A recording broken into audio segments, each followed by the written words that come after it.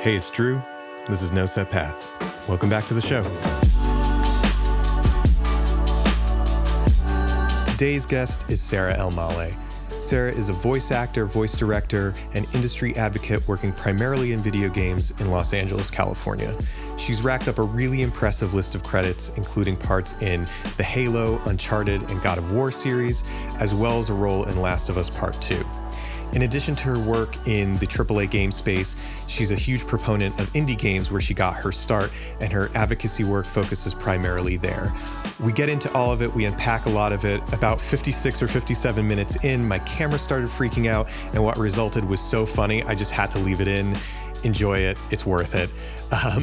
As always, find us on Apple Podcasts, Spotify, wherever you're listening. Give us a 5-star review if you can. And we have this on YouTube as well. So thumbs up or subscribe always helps out. Without any further ado, here's my interview with Sarah Elmaleh. Here we go. Let's dive in. I feel like I'm going to have to keep up with you for best mic etiquette here. Oh God, no! Because it is what so you do forgetful. for a living.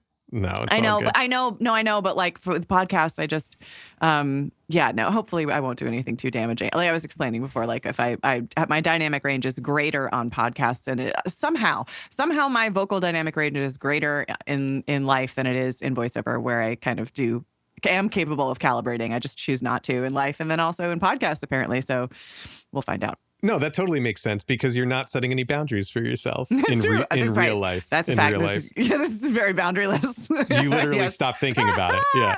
Yeah. Yep. Yeah. Oh, man. So thanks for joining me.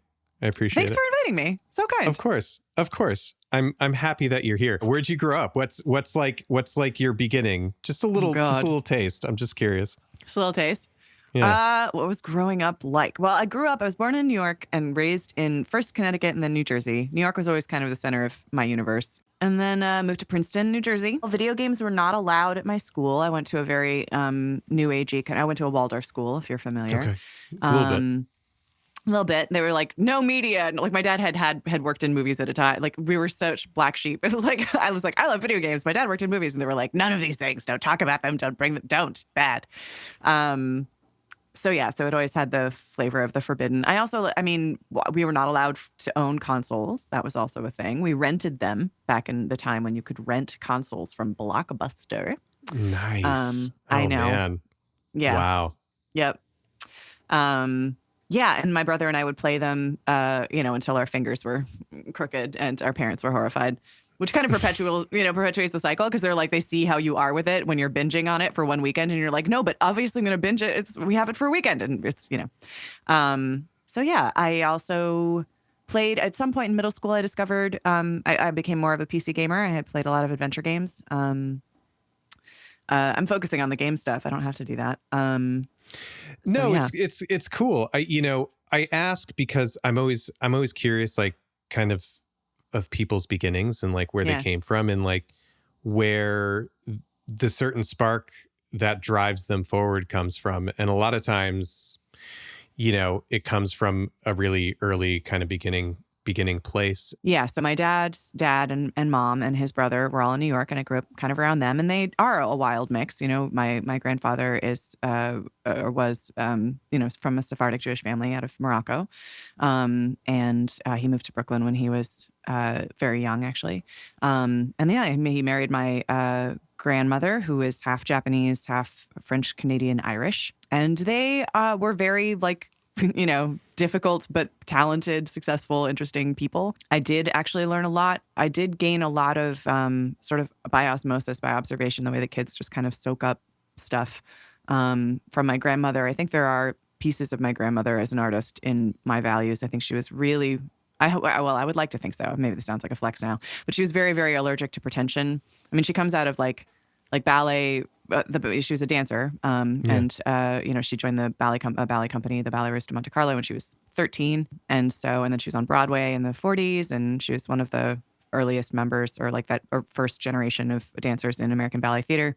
So like there was a lot of like just hard work, like art is hard work, and it's really it involves being really brutally honest with yourself and with other people, and really hardworking. And she was also, I think, as a dancer, really as I got older, I think it's more and more unique, her emphasis on expression. She was like, Yeah. especially in a very technical dance form, her judgment of other dancers really came down to like, are you dancing with something to say? What are you expressing to me? Are you capable of expressing anything meaningful to me? Or are you just a machine? So holding both of those pieces in equal value is like, it's going to you can't disregard technique. Technique is technique, and you have to use it in service of having something to say. So some of those things, and being just really allergic to BS. She was just really, I think she like came up in, she did attend some actor studio stuff. And I think her experience coming out of it was a little, now I wish I kind of had taken method a little more seriously and seen what tools of it I could have taken. But she was just really suspicious of like cult of personality style teaching methods and metaphysics, I think, in artistic work, which I also feel. And later I would, compare that to, I studied in England for a bit, very short, a conservatory, a summer. And it had that similar sort of craft base to like, you might as well be a plumber. Like, that's how fancy you are. Like, just like learn your craft, do your thing. We are in the business of emotions and human material, but like this is how you do it and how you serve it up to people. And I really liked that. I was really drawn to that energy as a teaching practice. So anyway, that's the family background. Yeah. No. I mean, it's interesting. And I think one thing that I recognize kind of regularly that people who come from, I'll classify as creative background, or people in their family who lived as creative professionals, or at least that was a huge part of their life, I think find these unique inroads into like a creative career in different ways than like I'm familiar with, because I didn't have like artists or creatives in my family. I think everybody to some degree has some creative passion, whatever that is. But in terms of like working at it as a craft, right? Like you said, that didn't exist in my family. So it's always interesting when I talk to people who that was a big part of, some or all of their family, and how that filters through. And I just find that really interesting. I'm always curious how like diverse backgrounds and diverse families, influence creative people. I do love the fact that you really were turned on by the like working on the craft part as like it wasn't all like glitz and glamour. It's just like, oh no, this is a job. It's a job. Yeah, I mean, did you because now you're primarily voice acting, or are you only voice acting? I mean, that as far as my day-to-day, voice acting and voice directing. Okay, so voice is your world as we know it. Were you ever like going down the road of traditional acting? Like, I'm just so curious, like, where did that spark come from? Because clearly, you're a super animated person. You play a wide swath of characters from a voice performance perspective. But just, did you ever think about going down the road of like more traditional acting or anything like that? I mean, if I'm retracing sort of decision-making steps, I'm both proud and kind of amazed at how methodical I was about it. I felt very strategic about it. And now I'm kind of in a phase of like, I'm not sure, I don't know if it's I'm in an assessment phase where I'm just like, am I getting all the things I need out of this? Am I bringing everything I can bring to this? So now I'm kind of amazed at like my younger self having a method for making those decisions. But yes, I did theater at a non-consequential level in middle school, and then in high school was when it really kind of clicked in, and I studied in college and everything. The year after I graduated, I tried to do something else. I was living in Boston for a summer and teaching English, and being like, what happens if I try not to act? Because this career is maddening. And it felt really dumb and bad. And I was like, I think I'm going to regret it and feel like I haven't explored something. I think it's going to bother me for the rest of my life if I don't give it a proper try. And starting to realize, and over time realizing what a proper try means in acting is like a long time and a lot of patience and a lot of hard work. So it's like, giving something a college try in acting is no small thing. But I was like, I'm going to be annoyed by this. I'm not, if I don't do it, I'm going to be really, really upset if I don't do it. So I moved to New York.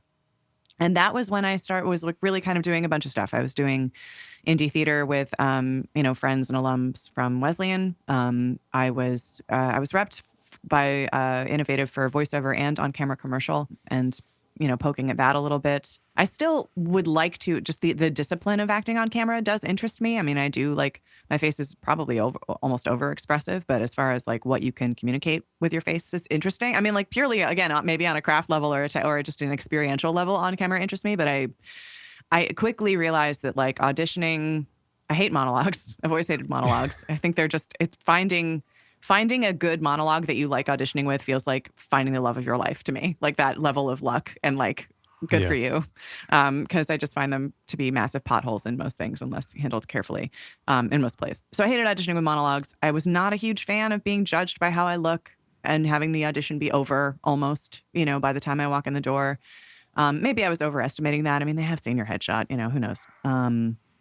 I really liked the freedom and the casualness, it felt like, the sort of down-to-earthiness of voiceover auditions. You come in, you read a couple times, you get some adjustments, but all that sense of like, do I look right for blah, blah, blah? I was really energized by being freed of that. Yeah. So doing those things, being in it, and also I did kind of burn out a little bit on theater. I was having a hard time finding theater that inspired me, which again sounds like a snobby thing or a flex or something terrible, but I was like seeing bad theater at all levels of production and budget that was really bumming me out, and networking was not as fun for me. I felt like, and maybe again at that level where everyone has that kind of anxious question in their mind of, can I do this? That the tenor of the networking can have a weird flavor. So networking in those other spheres felt like being cool, or just like, the energy was like, how do I seem cool? How do I make this conversation make me seem cool? And voiceover felt just a little more chill and then when I started to go to GDC and like talk to games people, it was like, we're just talking about what games we like. Like people are just more approachable. And like, I just found that so between those two pieces of like, what's my day going to look like? If it's going to be auditioning all the time, like that's it. If I'm lucky, what does that look like? Preferring that auditioning day to day, and then also preferring that networking mode at the time were kind of the reasons. And then also a few things coming out in games at the time that seemed really exciting and inspiring as a direction that the medium was going in, a medium that I'd loved forever. That's a larger conversation around what discourse was happening, what indie games were getting made, what AAA games were getting made, how were actors being used, blah, blah, blah. But those were all kind of ingredients that I made to make like a very calculated decision that was like, oh, I'm going to focus on this. I think I can put my passion here and grow as an artist. So I think most people, no matter your discipline or your medium or whatever, kind of have a very similar story in the sense that I feel like everybody goes through that period of, here's a sphere that interests me. Let me throw a bunch of stuff at the wall, see what sticks. I certainly don't think there's anything snobby about or pretentious about being in a certain position and not having a level of comfortability that resonates with you. I mean, I've been there. I don't think there's anything wrong with that at all. It's like everybody goes through that period of like figuring out where your pieces fit into like this larger creative picture. And theater's a grind. I never did theater, but I know a ton of people who have and still do. And it's work. It's work. It's hard. I mean, I've been doing it in my own way for probably just about as long as you have. And we've had like two totally separate roads, but probably very similar positives and negatives. Coming from the perspective of someone who like just enjoyed gaming in general, like that this was a part of your life that you really enjoyed. And then kind of getting into the voiceover or voice acting world. So when did moving into the video game space really become something you started focusing on, pretty intensely in terms of career trajectory? Well, I'm already feeling guilty for having slagged theater. I did just give the shorthand of that decision and that burnout from theater. I have to be clear that like theater, when it's good, is transcendent and irreplaceable, 100%. both to be in and to experience. It's just when you're looking at those numbers of like, what kinds of shows am I going to be in? What kinds of shows am I seeing?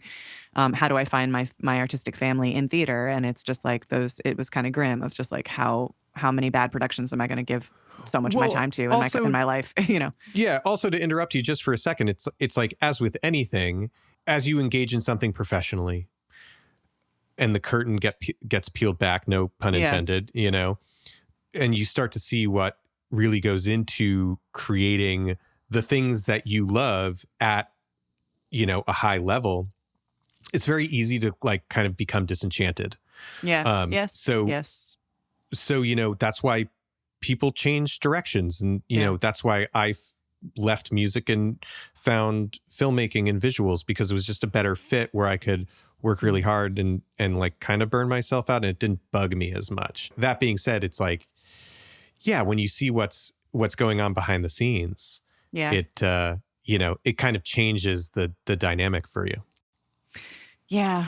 Yeah. So that time in New York was like, you know, I would beat myself up because I knew early. I mean, I think as early as 2007. So that fall that I moved to New York and was like, I'm going to try to do this silly thing, was I had games voiceover kind of as a question in my mind. And so I started training. I knew I would need a demo. I think the step was like, a family friend does voiceover, very talented voice actor, referred me to a professional studio. And I was like, hi, I think I need a demo, but I think I want to train. And they were like, good idea. And so I started working with a consultant who became my manager eventually, and training in commercial voiceover, because they were at the time, industry kind of the best advice you would get would be to like start with a commercial demo.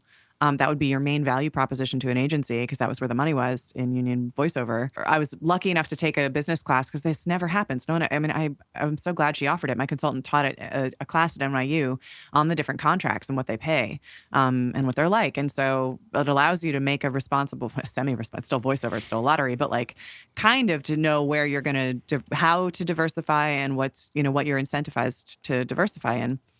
So the theory was kind of like commercial voiceover and games as for love, essentially games voiceover for love. And that's still true. We don't get residuals in games. It's still session by session. And it's, you know, I love this work, but I do it because I love this work. And it's nothing that we get paid, but it's not a living that we get paid. So I started I was on these parallel tracks of like continuing to explore theater and doing other things and poking into on camera and running these different, you know, things and working day jobs. You know, I had a couple different day jobs. I think the big turn was there's a couple of big turns in this, I guess, in this path. But one was joining Twitter, honestly, in 2010, and going to GDC for the first time, which happened to I was fired from my last full-time day job after coming back from GDC. I was gone too long. It was, they were not having it. Yeah. So that for folks listening would be the Game Developers Conference, which is kind of the biggest peer-to-peer, like industry facing itself, like industry conversations around the state of games today, postmortems, like how we did what we did, what's going on, what are we all doing, and how do we think about it? Big event, huge event in San Francisco. So I finally went to that, and I also went to, oh no, you know what? 2010 would have been PAX East, because I didn't know where else to go. Oh my God, sorry, backing up. PAX East was I didn't know what GDC was. So oh my God, okay. So I'd grown up like reading Penny Arcade, a webcomic, and from that I knew that there was a games event. I didn't know anything else about the industry. So oh wow, it's been a while since I told the story. Okay. So yeah, so I went to this event. It was for fans. It's fan facing, and kind of press facing. And I met Richard LaMarchand by accident at I have told the story at the hotel. So we have. Well, if I understand it correctly, as I understand the story. Oh God! That your mom went with you. Yes.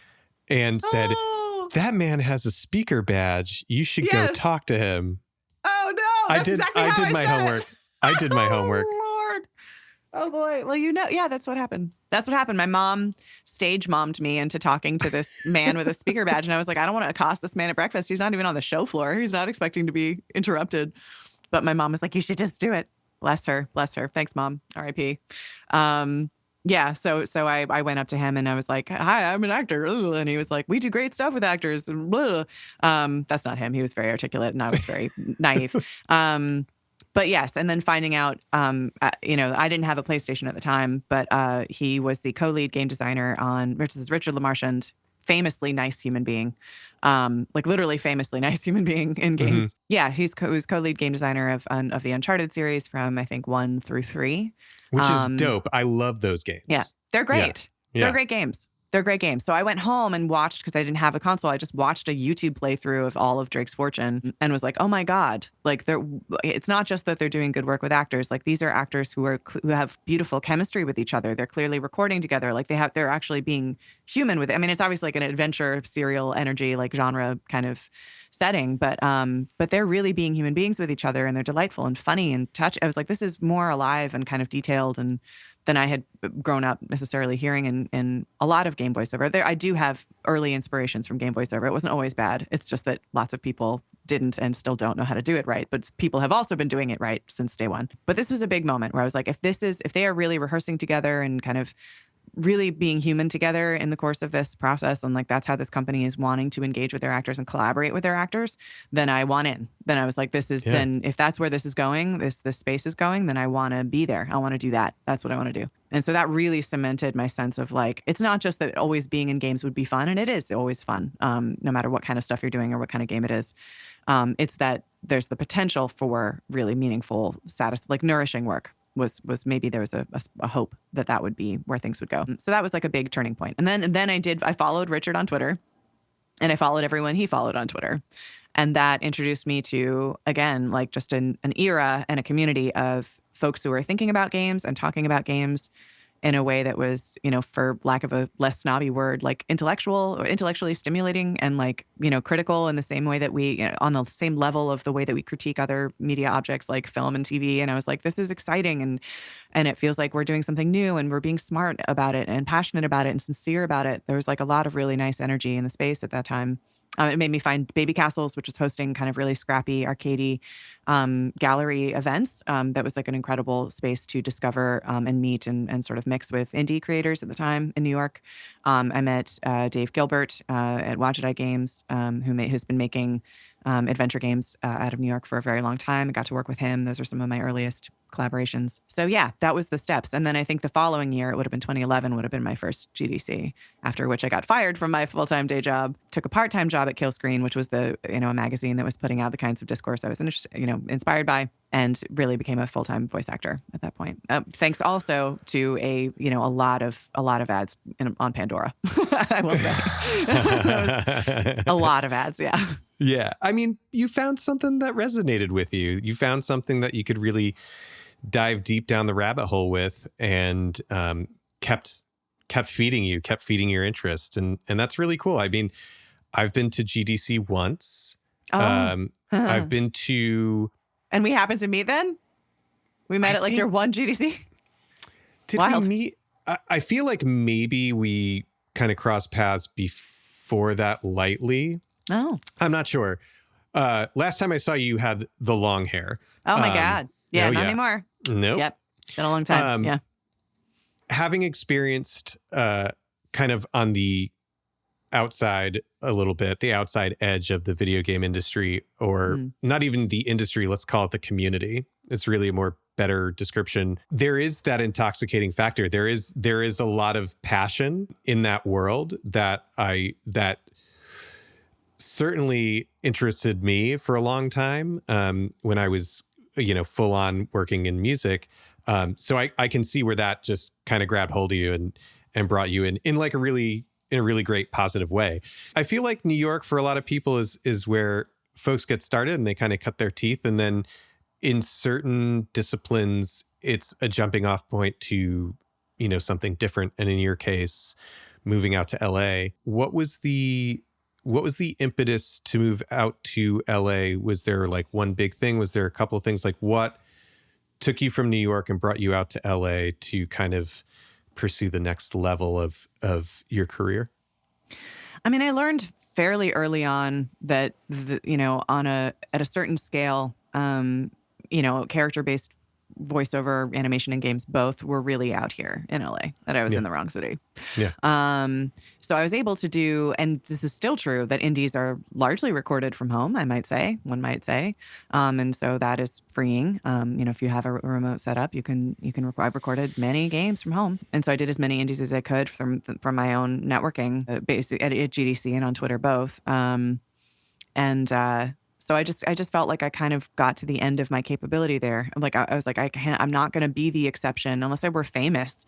I'm not going to be someone's exception to their recording pipeline, to their casting pipeline. I'm not going to be the one, random data point that's off there that someone just happens to think of or accommodate at that level, like when I was just starting out. So I was like, I can't make the industry come to me.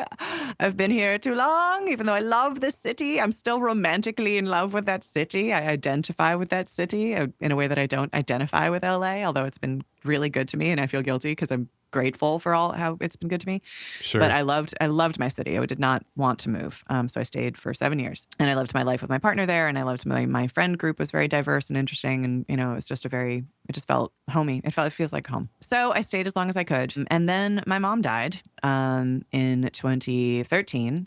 And I was just like, I had that same feeling of like, I'm going to regret it if I don't find out. I'm not doing everything I can to find out if I can be in this space and at the level I want to be at. And this is the obvious step that I would need to take to find out.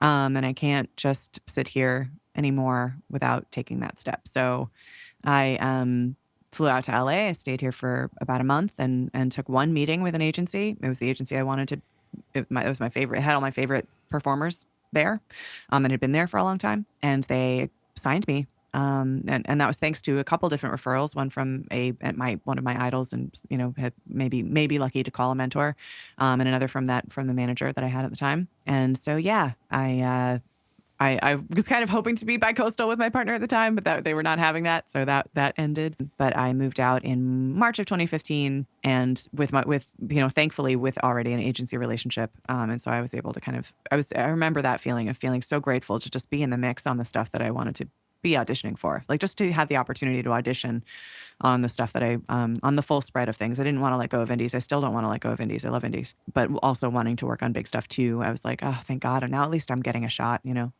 So that was the big precipitation there. The professional stuff aside, right? Because it's relatively easy to identify you're in a particular industry. Okay, this is where all the stuff seems to be happening. Like you said, I can't make the industry come to me, so I have to be where the industry is. That's true for your industry. That's true of music, of film, you name it. So there's a lot of places that are either New York or LA, and some of them you can interchange seamlessly, and some of them you can't. In your case, you can't. So all that's kind of a given. What's interesting to me is that how major life events really help put stuff in perspective. Yeah, for sure. And I'm so sorry to hear about your mother. I did not know that. Thank you. Yeah, thanks. But it's interesting to me how mortality can really straighten stuff out pretty quickly. And in your case, it's, okay, I need to find out if this is a thing that I can make work, because what am I waiting for? So it's just something that stands out to me. It's like out of these major milestone life moments, especially involving family and loss and stuff like that, it's really no surprise that it's like that's the jumping off point of like, okay, here we go. I have to like give it, like you said before, the old college try and just see what happens. And to keep it positive, it's happened, at least from my point of view, in a pretty big way for you. I mean, I'll list off some stuff. Stuff. Things you've been in that I'm like, oh, I know that. I know that. Okay. So you've been in, and you can clarify as much as you want in terms of how much of a role you've played. But you've been in the God of War series. You've been in the Halo series. You've been in Last of Us Part 2, which I have not played yet. I've only played Part 1. 2 is grueling. Prepare thyself. I know. Well, I have a PS3 in a closet, and I haven't upgraded since, so I can't actually play 2. Okay. And then, like we said, the Uncharted series, and all these are things that I really resonate with. That I can correct. It's still on the IMDb because I'm too sad to change it. But what I did record it. It was one of my favorite. It's honestly one of my favorite recording sessions of all time. Even though it was for this it was for the multiplayer. There was like so you had different kind of roles or aides you could call in or different people. I don't even remember if it was like a player character or not. I'm not sure that it was. I think it was. Maybe it was. And there was a medic. And the Becky Dodd, who actually used to be at SPV, agent at SPV, who is responsible for, I think, getting actors from that agency into some, I mean, including Last of Us, SBV actors into some incredible game performances. Very on it. I have to not just do a whole sidetrack on Becky. I think Becky is one of the most pure advocates who truly deeply understands and loves games and deeply understands actors. And I love her. She's wonderful. So I got to be directed by her for that session. And the medic was supposed to be kind of nervous and bad at their job. And I loved that character description so much. Just here, have some ammo. You're going to be fine. No, it's great. It looks great. It's going to be great. It was just such a funny shtick. And we had so much fun. It was a really good day. That's awesome. And then she congratulated me on Twitter I congratulated them and they congratulated me on Twitter. Becky did and Neil did, I think too, actually. Someone did on when Uncharted dropped. And then I looked in the thing and I was like, it's not here. I can't find myself. And then I had to tweet at the multiplayer lead specifically, right? So the multiplayer specifically. And I was like, just curious, how do I find myself? And they're like, oh yeah, no, we cut all the genders in half. We recorded two genders for everybody. And then just to ship, they just cut half of them. so I had this very public, just oh, okay, never mind. Still counts in my book. I love it. Still counts in my book. It was a great day at work. It was and fun. I'm a sucker for games that have just an incredible story, which is why I resonate with Last of Us and things like that. I'm more of yes. I'm less of a technical player. I'm really not very good. But I love the story. I love just getting to the next part of the story. So you've been in a lot of big titles, which is super cool. You've worked on the AAA top tier level and still work in indies. What do you consider your first big break? I know it's such a cliche term, but what's that moment of I think I'm in a new spot now. I think I've hit a tier that there's no going back from, and it's just, building from here. This episode is brought to you by Born Rival. Born Rival is a multidisciplinary brand that celebrates film culture and the use of visual media as a form of expression. Their products are made in the heart of New York City and are an extension of their storytelling spirit. In addition to apparel, they also produce original films and editorial spotlights that feature image makers and storytellers. As a brand, they're embracing the process of creating instead of focusing on the end frame or final cut. Visit bornrival.com to check out their recent collections and films, and be sure to enter code NOSETPATH at checkout to receive 20% off your first order. And now, back to the show. I don't think I'm the only artist who struggles with answering that question. I think there's many. I think other people are have I hit that yet? I don't know. Have I? I'm the one asking the question, but if you asked me, I would say the same thing. Right. So I don't know. Then how dare you ask me such a question? You can't even answer yourself. But it's to the point, and I've said this before, maybe on the show, I can't even remember at this point, but I always tell people, it's you set these goals for yourself. We go, if I can just, right, in my world, it's if I can just make this amount of money a day for pointing cameras at stuff, then I'll be good. And you hit those goals. And it's there's no pinnacle that you just sit on. You just keep going. You just keep going. And it's true. In a way that's actually good, because I think it's humbling, right? It just keeps you, at least, I guess it depends on the type of person you are, but to me, it's humbling. It keeps you honest and it keeps you just engaged in the journey as opposed to some kind of destination or accolade or whatever. That's my opinion. But anyway, what do you think your first bigger break into the scene when you got to LA was? When I got to LA, I'm trying to I have a little series of artwork on my in my hallway over here, and it's hidden. It's the top floor. It's it's not in a big show-offy space. It's you wouldn't notice unless you're going from that bathroom to the booth recording room. But it has a series of things on it, and that do have kind of milestone kind of feelings to them. So one is actually Resonance, which is a WoW Jedi game, adventure game. That would have been my first lead in a game ever. So a small indie game, but really meaningful to be a lead in something. What's number 2? Oh my God, this is funny. Pop quiz. What's in your house, Sarah? I'm gonna have to go look. Wait, what would number 2 be?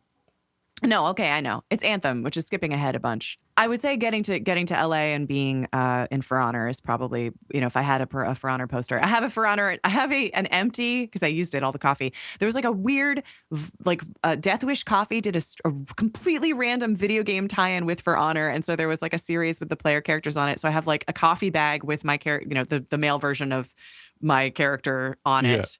That's my totem from For Honor. For Honor probably would be the first, it was the first AAA player character that I got to be. That would be a big deal. I got to work with Chris Brown, who is the voice director, casting director, who I had idolized as a kid. I mean, as a kid, I was a nerd about game voice actors and game voice actors. I was looking at IMDb's and I was like, who is that person? Who voice directed them? Who cast them? And Chris Brown, from the LucasArts days through with, all the Double Fine and many AAA and indie both companies as well. Chris Brown is amazing. So it was a big deal for me to professionally and emotionally. LucasArts was such a huge thing when we were kids. Big time. It was hugely impactful for me. I've been very vocal at Dominic Armato, who played Guybrush Threepwood, like on Twitter. He's been very kind and like putting up with me being a huge geek at him. I'm just like, you're the best. I love you. You like set a bar for natural, like. All right, I'm going to take 30 hot seconds to gush about Guybrush Threepwood. Like, really set this kind of like goofy, every guy, natural kind of tone that I then would hear dominating commercials and as a sound like after. Like, it was really like at the forefront of that. Because at the time, I mean, Guybrush as a character is such a like goofy dweeb compared with other sort of big hero type energy, stoic brunette male dude energy that you get in most other game player characters. And Dominic Armato just like, goes from big and cartoony to small and dry. And he's like wry and self-effacing and just wonderful, really wonderful performance. Anyway, so yeah, shout out to Dominic Armato. But yeah, so working with Chris Brown on For Honor and being a big or a player character that you could choose would have been a big high watermark and a nice feeling thing. And then after that would be Anthem, which was a player character for a company that I'd wanted to work with since I was in high school, BioWare. And then and then Gears is on the wall. Gears is on the wall. Gears 5 is on the wall. That was probably the first, maybe not the first, but one of the first characters that I could actually see specifically resonating with people, that people liked, that I could just see people talking about and being like, she's fun. That meant a lot to have like my performance noticed and appreciated by people. Yeah. And then the final thing on my wall is actually is Ratchet and Clank, which I don't have, the most recent Ratchet and Clank, I'm not like a lead character in it at all. I get to be the Morts, one of the Morts, which are like tiny little Midwestern accented furballs. And they're great. Very different from the characters I usually get cast to play. Usually I'm cast as like sort of tough sounding chicks. And then, the Morts are very high pitched and sweet and just lovable, little optimistic little beings. But yeah, but that felt like a different kind of milestone for me, because I felt like that was a relationship I built from Anthem. The dialogue coordinator, moved to Insomniac, and that feeling of like being trusted by somebody who, like, someone who, a project needs a voice actor, they need a solution to a problem. Being, having positive long-term relationships, multiple titles with people who trust you to come in and be that solution to their problem is different than being like, I'm a star, but it's like really meaningful to me. I really like collaboration. I really love trust. I really love, I appreciate trust so much. And so being someone's like pinch hitter, or being someone that they know will bring in and kind of serve the process means a lot to me. So that was like that's a different kind of milestone. Everything you've just listed off to me as high water marks and things that are memorable and, let's call them big breaks for lack of a better term. You didn't sit there and say, oh, this is something I achieved as far as like a personal victory or achievement. It was all about like collaboration, or I got to meet this person. No, it's great. I got to meet this person. I got to work with this person. I was trusted to, bring this character to life, which I think speaks really highly of who you are as a professional. Oh. And, why you've gained the traction you've gained in your industry, kind of on that, if you're ready to move on, if you're prepared. I can qualify that. I mean, I could go into like whatever damage happened to me as a kid, that like all of these things are about being enough instead of being amazing. Like that's a different kind of damage. You know what I mean? Like that's a little bit of that to me feels like the big emotional solve that I have settled a little bit into in the last decade is like, I'm not, for lack of a better term, like out of my mind to think that I can be in this space and contribute something to it. And so like a slight relaxation into that, like, yeah, I can be that's a nice feeling. But it does come from damage.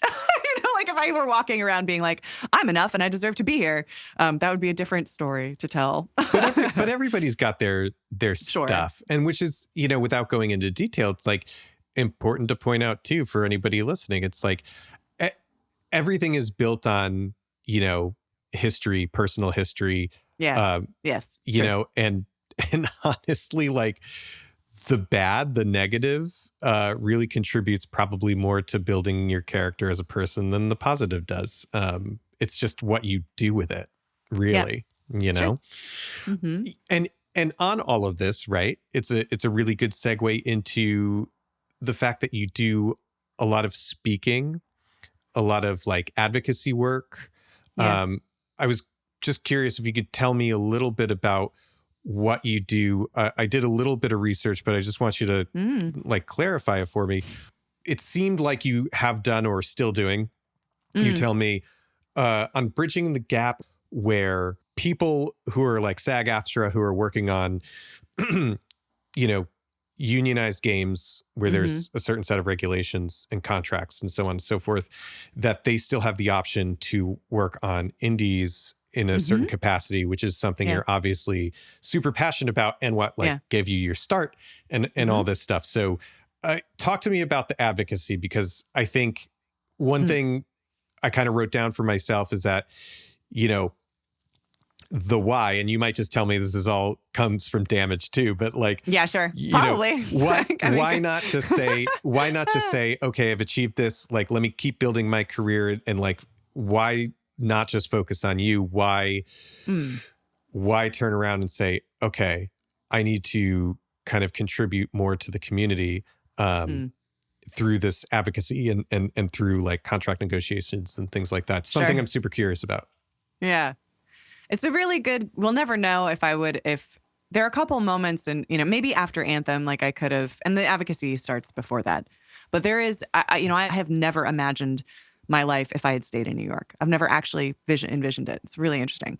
But I'm like, what? Wow. Okay. Anyway, all to say, like, if I had become a super busy voice, if Anthem hadn't been a very public, spectacular disaster, very sad for me and for everybody, even sadder for folks who spent even more time on it than I did.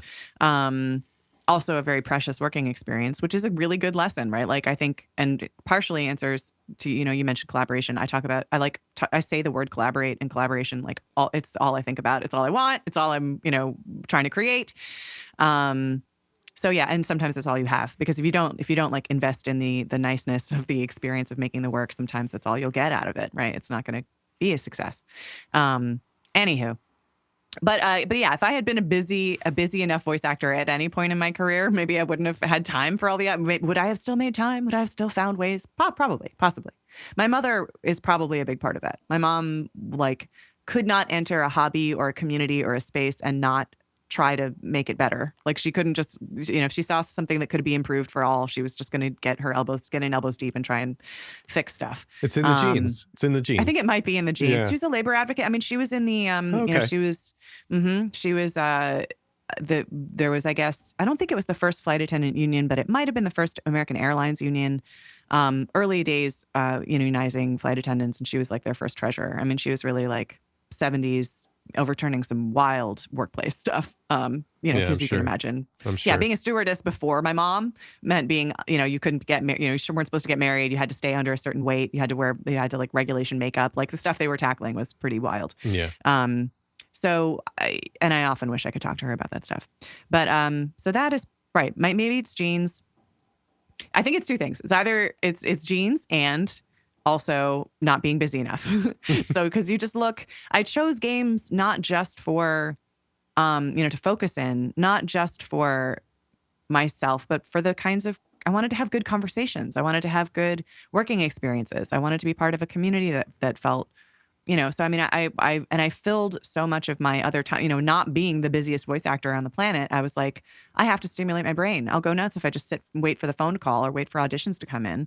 So I took a part-time job at Kill Screen so I could be part of criticism. I Started working with IndieCade so I could just meet and be around wonderful, inspiring developers. I still, volunteer. I'm their director and co-host of the IndieCade Awards because being part of that show fills my soul. When I'm feeling down on the industry or down on whatever, if I'm seeing too many of the same kinds of games or whatever it is, then I work on the IndieCade show and I get to give away, awards to incredible, diverse, beautiful indie devs. So it's always it's putting back. It's deciding to get married to a space, not just for the jobs I'm going to have, but for the people I'm going to be working with and the kinds of things we're going to make, and wanting to participate and help, the community and the industry improve for all of us, so that we get better games ultimately and we live long, more sustainable lives. So yeah, I think encouraging collaboration and understanding across disciplines, especially because actors, I feel like, are so siloed off in our part of the process, our touch point to the process, and we don't get to interface with the rest of the dev team mostly. So trying to bridge that gap and trying to invite that understanding in both directions, I guess, is it's a pretty recurring theme. Well, also, in even much simpler terms, I would imagine you're kind of working by yourself a lot, so finding that group in-person collaboration. I'm sure it happens. I know it happens for you because I've seen clips of you in mocap suits on stages and things like that. So, at some point that happens, but I would assume a lot of your time is spent in a booth with a microphone. Yeah. And to be clear, that was performance capture for Anthem, which again was the part of the process I loved. And I made, friends out of it. And it was, I loved it so much.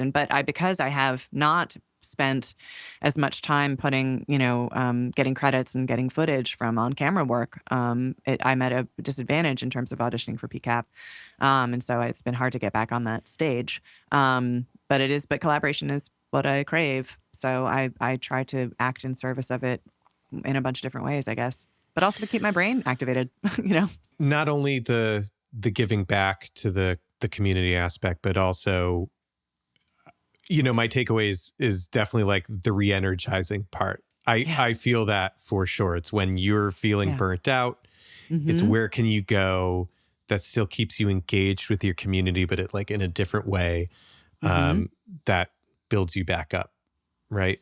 Because unfortunately, when you love something, there is a part of it that is a grind. That's hard. And that goes across the board, whether it's work or family or whatever. You need those recharge moments for sure. Yes, definitely.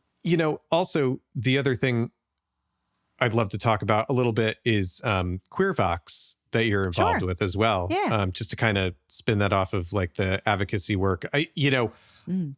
This is more for me because I want to understand more specifically what Queer Vox is, just because I didn't have a chance to really dig on it before we jumped on our interview.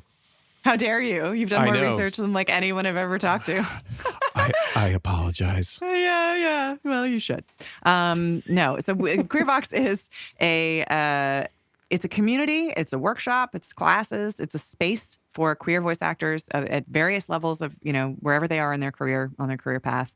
It started with a workshop. It started with saying, the industry is suddenly waking up kind of all at once to a desire to have greater, more diverse representation of human beings in media, which is great, overdue, but good. And suddenly there's this need, a massive need for queer talent. And then there's queer talent out there at various levels of kind of seasoning or experience or visibility. And what they need is maybe a little bit of a tune-up or some help from folks who are living and breathing in this industry at our particular level, I would say, all the time, or they just need exposure and a connection, networking, whatever it might be. The goal is to kind of prepare and provide talented queer voice actors with the folks who are seeking to cast them.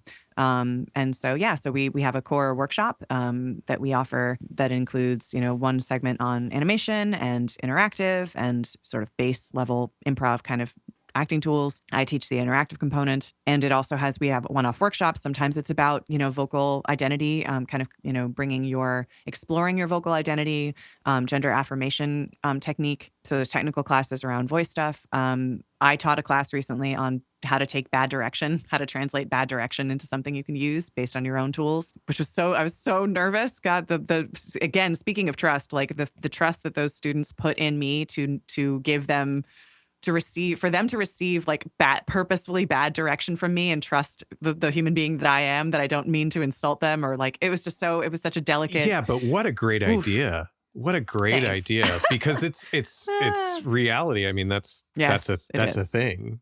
It's very much a thing. Yeah. It's a thing. Every actor needs to be incredibly self-possessed. I do think voice actors need to be especially self-possessed, because we go in with the least amount of information in games anyway. We go in, I mean, folks who are listening may not know, like, we don't almost never get the script in advance unless we're, doing performance capture.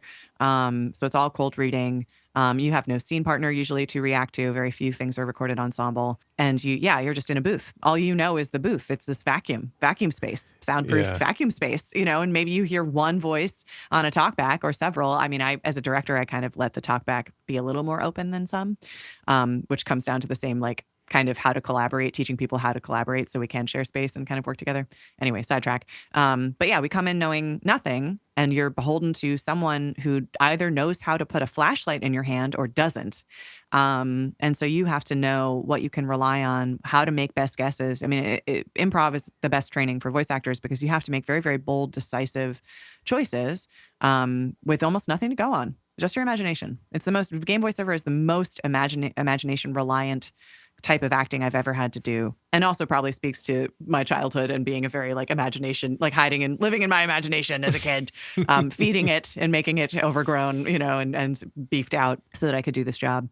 But yes, you have to have tools that you can rely on to offer meaningful, rooted, anchored decisions in the material with almost nothing to go on. And people there are good voice directors. Like I said, Chris Brown has been in the space for decades. Good voice director. They're there. They are there.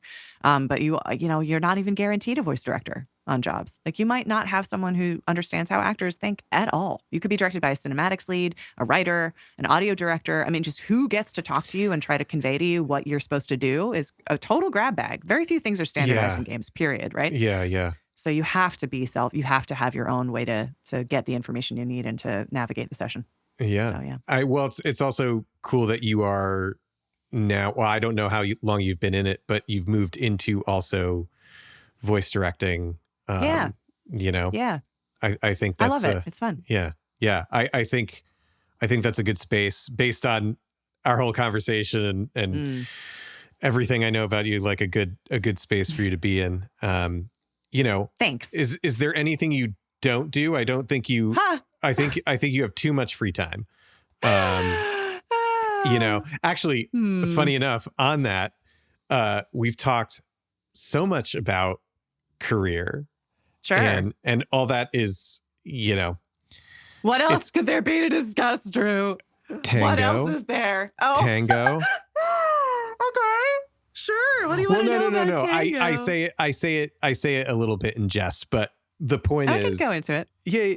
The point is it's like everybody needs an outlet to step away from, especially the older I get. It's like, I have this problem with the fact that we place so much of our identity in like what we do. Yeah. Yep. Yeah. And the older I get, the less I agree with it. That's what I'm saying. So it's like, what do you do to step out of the industry for a little while and just give yourself something else? Yeah. I mean, tango is, and it's shameful that it is kind of part of the overall career self-care, like that it's anchored, that it's still tied to that at all is not ideal. But it is, because again, like I said, we're in a vacuum. And the antidote to that, when it was also kind of calculated. I when I moved to LA, I was like, I had some games friends, but I was like, I could see my life here just being, I was now unpartnered, so I didn't have a buddy to just sort of like another brain to bounce off all the time. Sure. So, so I was like, my day could just be auditioning. And at that point it was in person. So at least I had that, but these days, not so much. I used to go to my agency to audition in person every day, just knock out all the auditions and have an actual booth director. And that was like really good for my brain. But anyway, at the time that was not a lot. So I was like, I need to if I just run and go audition, I will I'll fall apart. So I was like, well, tango. I danced when I was little. Dancing was the first art form I ever did. I was, did ballet from when I was like 3 to 14. I did musical theater in high school. I did classical dance in college, which is super fun. And so, yeah, I had, and all the time that I'd been in New York, I wasn't dancing. I was just the mind-body connection, mind-body expression connection was totally dead, which was probably the one mistake I made in New York was to stop dancing. Really foolish. It's clearly a need that I have in me, just in general. So I was like, well, the opposite of being alone in a booth is hugging and walking it's just like literally hugging someone and creating together. And also my mom introduced me to it, before she passed in like 2009. And then I kind of before I moved from New York, but I just didn't get into it because it was expensive and just whatever dumb reasons. So it was kind of a way to connect to her as well. So I was like, in LA, I was like, I need a hobby. It'd be good for me to invest in something. I'll make some friends. And it'd be a good way for me to get my hugs in. So that's really lovely. Thing. I love that. I love that. I think it's just so important that everybody kind of has that something, their tango, as it were, right? Just something that really just removes them from their everyday, just kind of rinse and repeat, Yes. I think that's really incredible. Thanks. It's fun and torture. It's great. It's like learning jazz. It's very hard. And it does, you can't get away from your personal work and who your struggles as a human in that work because it involves relating to other people. So it's challenging, but it's deeply rewarding. Yeah. I always found, that immersing myself in something that forces me to really focus is a good way to kind of, so I did a lot of darkroom development stuff for a while. And I found that really meditative because it's like, there is no distraction. Like you're in literally a completely black room, and you have to focus, and then it kind of helps everything fade away. So that's nice. I think that's really great. One thing I'm going to let you go soon because I've kept you for a while. But no, you can have me as long as you need me. I was rude, so please. Okay. Well, then I want to. You're like, no. Well, clarification. I want to leave. Let me rephrase that. I don't want to talk to you. I have to go. No, I have to go. Just thinking about all the experiences you've had that have led you up to this point, and clearly you're super involved in your industry and what you do, and you keep striving for more. Do you think you found your place? It's a question I've not asked anybody before, but it just seemed maybe kind of pertinent at the end of all this. Yeah. I mean, you're catching me at an interesting time. Okay. I worked for the first time in my life. I worked as a director, not as a voice actor, so much last year that I really properly burned out. Like I was working, and I say this, it's not a flex because where you'll find out now that it's quite different at this moment in time. But it was like 9 to 6 with an hour break in the middle that I was usually filling with a meeting. And like 9 to 6 on Zoom, where you're holding space for an actor and translating for the team and making decisions about best takes every 2 seconds. I don't think I was ready for that cognitive load. I don't know if maybe other people find that easy, but I found it quite taxing. And I really, truly kind of burned out a little bit. And in the space after the burnout or wherever I am now, I don't know. I lost your video. Oh, yes, you did. Can you hear me? I can hear you. Okay. Okay. Well, I'm still recording. Is the podcast like you're done? Bye. That's really Riverside's had enough. Hold on. Is this the cane? Is this the cane? Hey. There we go. Don't ask. I have no idea. Please continue. Sure. Yeah. So now where I am looking to rescope.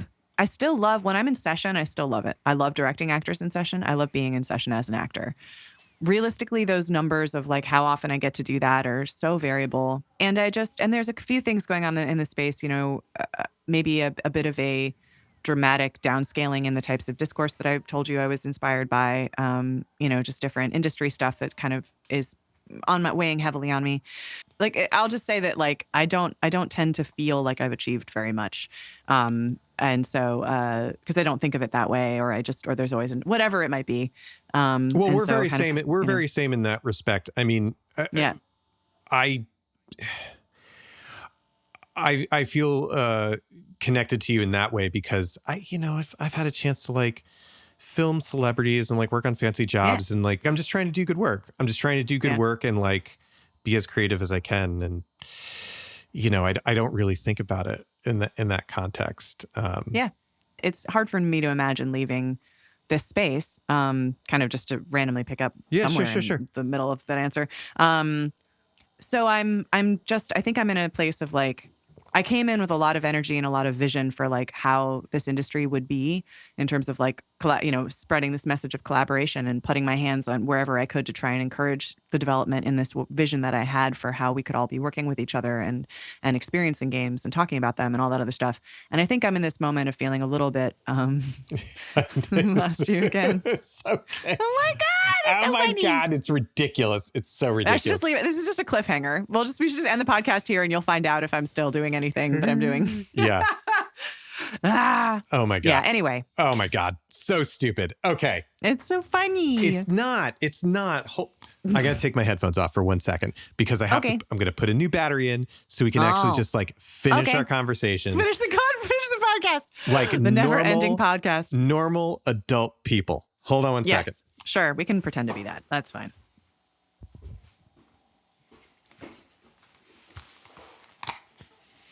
And we're back.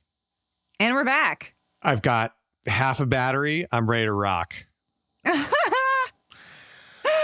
won't take up the whole half battery. Lord knows. I hope I won't take up the whole half battery. I'm so sorry. But it is kind of ridiculously funny. It's great. Yeah. This is a voiceover podcast. So let's just be fair. Right? It's true. It's true. Visuals mean nothing. That's right. Yes, that is right. That's correct. I can't believe how scruffy I am today. I really thought I wasn't using the camera. Ooh, boo, boo, boo, boo, boo. Oh, God. Don't even worry about it. It's no big deal. I'll try not to. Okay. I'll try not to. So all to say. Okay, serious answer. Give me the serious answer. Oh, my God. Okay, for real serious answer.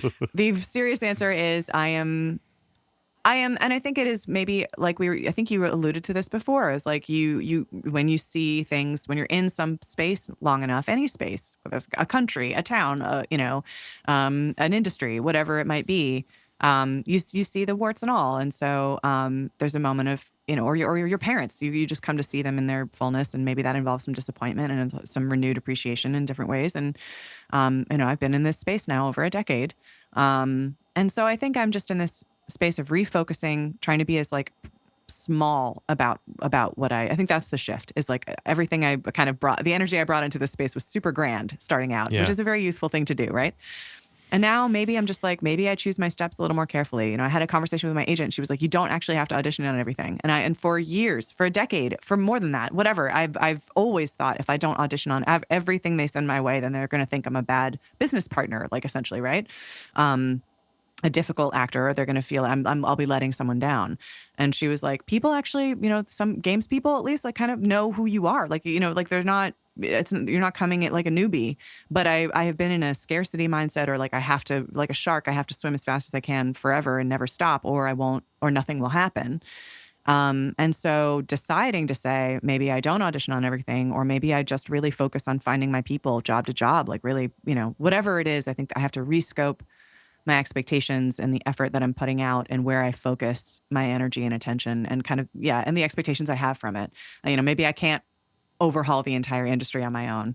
But maybe I can still find my people, and maybe I can still deeply enjoy the like day-to-day that I've built. And maybe I have in fact built some relationships that will play out, and trust that will continue. And I think I probably do need to fold in some other things to my practice to, because having thoroughly slagged off theater early on this podcast, there is a degree of energy exchange that I struggle with in my job. It's really, really isolating. Yeah.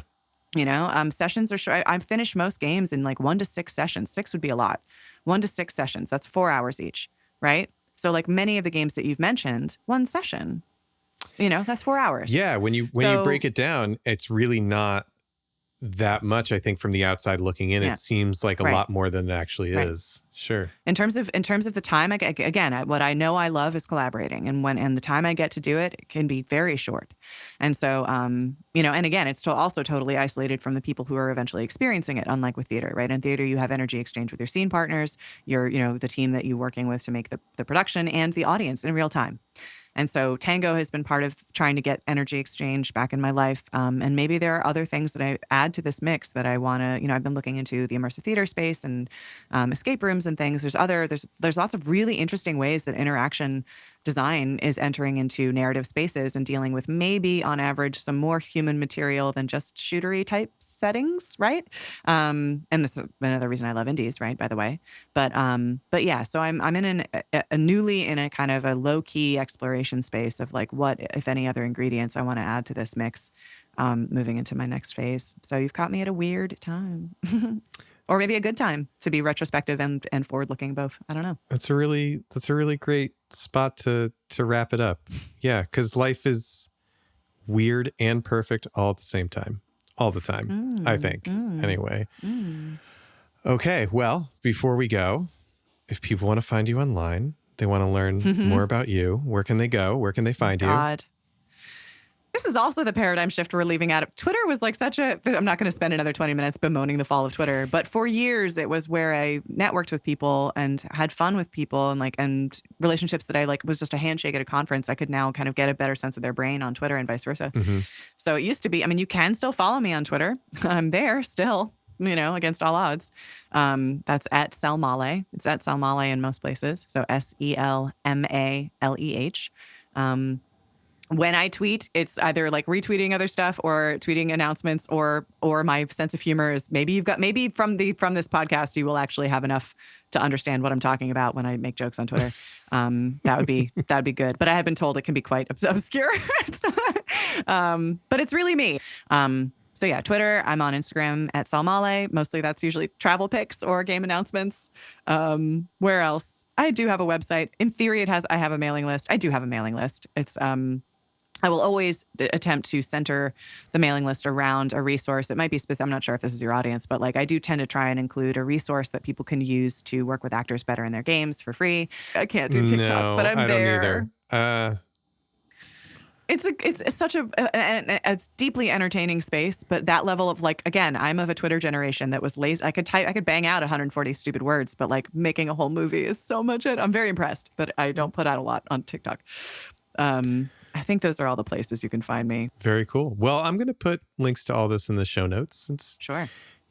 Thank you for unpacking all of the places we can find you online. Why was that so? Oh my God. Do you want here, hey, you can cut all that and I'll just say I'm at Selmaleh. You know what? No, wipe, cut, take two. Sarah, you can find Sarah in whatever form you want on Twitter at Selmaleh, on Instagram at Selmaleh. She has a website, sarahelmaleh.com. There might be a mailing list. I don't think it's on the website yet. Great. Good luck. There's a podcast, Eggplant, The Secret Lives of Games. It's great. Listen to it. I might have to keep it all in. It's gold. It's comedy gold. Why am I so bad at this? My intros and outros are atrocious, and I've been doing this, and I talk a lot. I love doing interviews, having a chat. Sure. Great. The intro and the outro get me every time. I'm like, what have I done in my life? Who am I? It's so weird. Anyway, you have two options. Make a wise choice, please. I'll make a wise choice. Sarah Elmaleh, thank you for being on my show. Thanks for having me. And for being late to the interview. That was also great. I'm really sorry. Yep. Yeah, no, not my finest moment. Not a good day. I'm behind already. Yep. Well, sorry. I'm very sorry. Well, thank you. Oh my God. Bye. Okay, that was my conversation with Sarah. I hope you enjoyed it. It was great to catch up with her after so long, and it's just so impressive what she's been able to achieve for herself out in LA. I'll put links to all of her stuff in the show notes. Please be sure to go and check her out. If you want to learn more about the show, you can find us at nosetpath.com or on Instagram at nosetpathpodcast. And again, my name is Drew. You can find me at drewenglish.com or on Instagram at drewenglish with 2 H's at the end. If you have a chance, head over to our sponsor, Born Rival's website at bornrival.com. You can pick up a dope hat like this and check out everything they have going on. We're going to be rolling out another sponsor soon, so I'll be able to tell you more about that. And until next time, take it easy.